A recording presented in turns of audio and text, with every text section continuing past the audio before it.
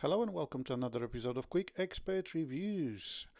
After the review of the S10 FE tab, a lot of you've asked me about the keyboards I've used in the video, so I thought why not make a separate video around both keyboards I've used. So the very first keyboard is called Gojo A1916. It's a Bluetooth keyboard with backlighting and a touchpad as well. You can change the level of backlight for your keys if you want to, or you can turn it off completely. And it also has a battery indicator, a connection indicator, the blue one, and a Type-C, so you can charge it with exactly the same charger as you charge your tablet.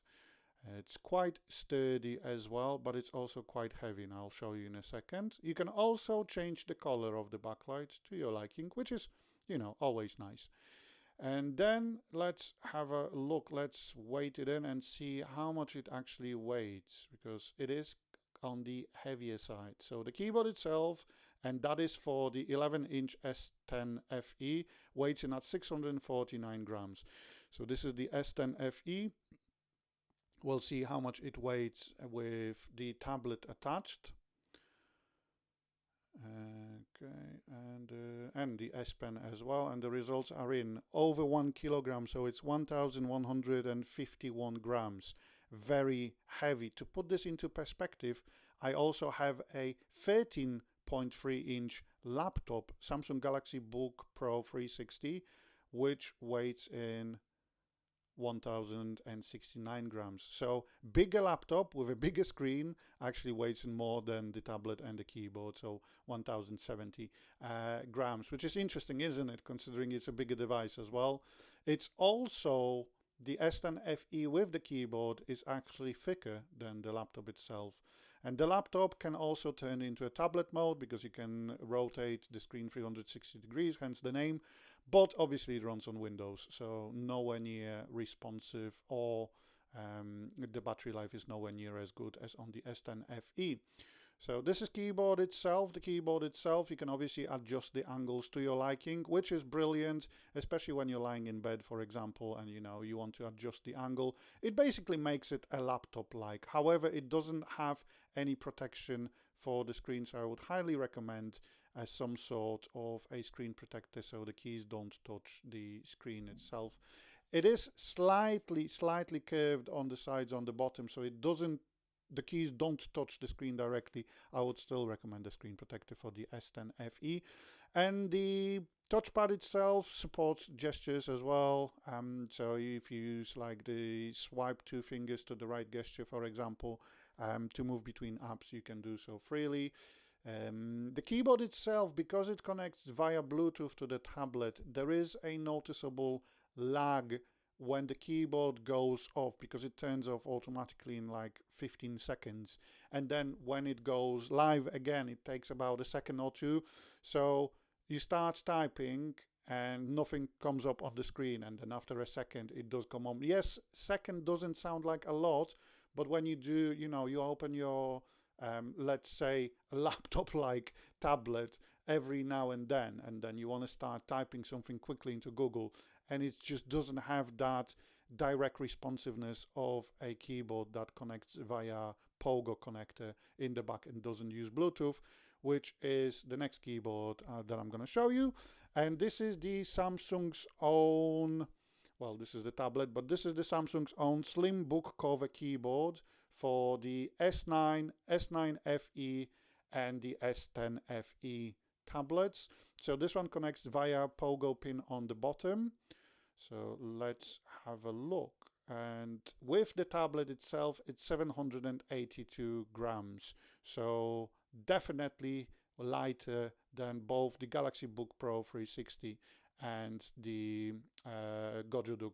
And the keyboard itself is 299 grams, 279 grams, sorry. So as you can see, definitely a lighter experience. Doesn't go over a 1 kilogram, and it also has this nice S Pen holder, which completely protects it from falling out. You can obviously remove it, and this is how you access it. So it is quite sturdy, and I do like the key travel. even though it's very slim, as you can see, definitely slimmer than the A1916, which I showed you before. And you also have these small feet that protect the screen and the keys from touching the screen. So definitely better. Saying that, there is only one angle at which you can use the keyboard itself. So as you can see, and there is no touchpad. So you have to use a mouse or your good old fingers attached to your hand to obviously browse through the screen. And it's not bad, obviously, it's not bad. You can connect the mouse via Bluetooth. Here I'm using MX Anywhere 2S.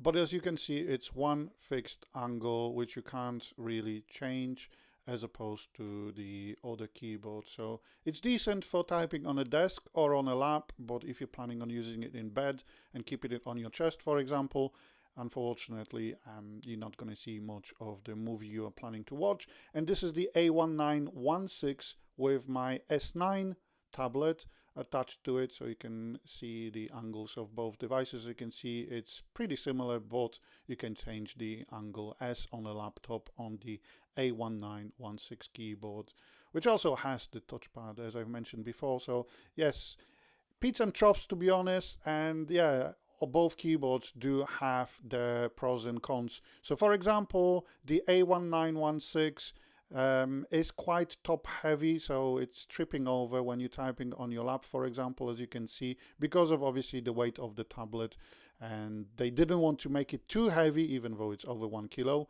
So it's decent if you hold the keyboard down with your hands, but as soon as you release it, unfortunately, it's gonna fall down. Obviously, it's different if you're sitting on a sofa in a straight line as well, but the typing experience is really good if it wouldn't be for the keyboard itself constantly tripping over. Again, you can adjust the angle of the screen slightly, but with the Samsung Galaxy Slimbook cover keyboard, it doesn't happen. As you can see, I can release the keyboard, well, the tablet and the keyboard itself, and yeah, nothing really happens. In terms of the key travel and feel, the A1916, it reminds me of a normal keyboard due to a deeper key travel. However, this keyboard, the slim keyboard from Samsung, is better for on-the-go experience.